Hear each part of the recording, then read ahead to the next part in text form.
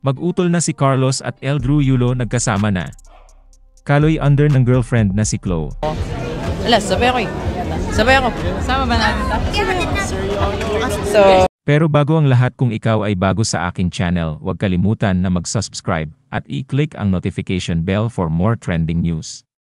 Nagkita na ang magkapatid na gymnasts na sina Carlos Yulo at Carl Eldrew Yulo sa isinagawang awarding ceremony ng Philippine Sports Writer Association, PSA, na ginanap noong Lunes. Matatandaang si Kaloy ang ginawaran ng Athlete of the Year ng PSA dahil sa tagumpay niya bilang two-time gold medalist sa ginanap na 2024 Paris Olympics. Kasama niya sa Manila Hotel ang kanyang girlfriend na si Chloe San Jose. Si Eldrew naman ginawaran ng special citation para sa gymnastics dahil sa tagumpay niya kamakailan sa iba't ibang nilahukang kompetisyon. Tinanggap ni Carlos ang Athlete of the Year Award, habang si Eldrew naman ay ginawaran ng Tony Sidayaw Award para sa kanilang kontribusyon sa Philippine sports.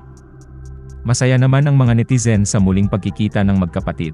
Kahit na hindi na ispatang nagkita sina Kaloy at mga magulang na sina Angelica at Mark Andrew Yulo, ito ang unang beses na naispatang magkasama ang magkapatid simula nang manalo sa Olympics si Carlos at pumutok ang iba't ibang kontrobersya sa pamilya nila. Naging magaan din ang sideline ng event matapos yakapin ni Carlos ang kapatid habang ini-interview ng press.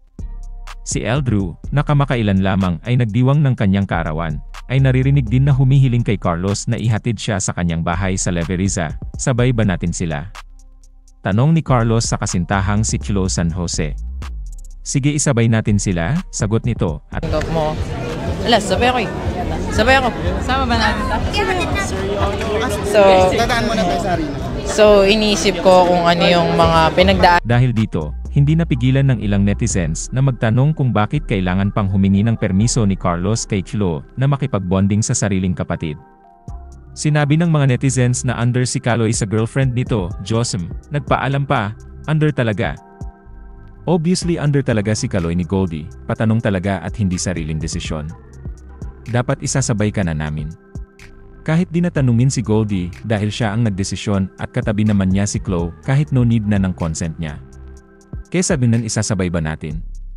So under talaga si Kaloy. Samantala, mga supporters ni Carlos Yulo, pinagtanggol ang double gold medalist nang mabatikos siya ng mga netizens dahil sa lumabas kan video nila ng kapatid na si Eldrew Yulo.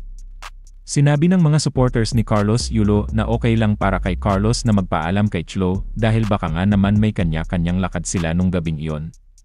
Huwag na daw sana bigyan ng mali siya ang nasabing video dahil okay naman sila at maayos sila sa isa't isa. Ganun lang daw talaga sila mag-usap.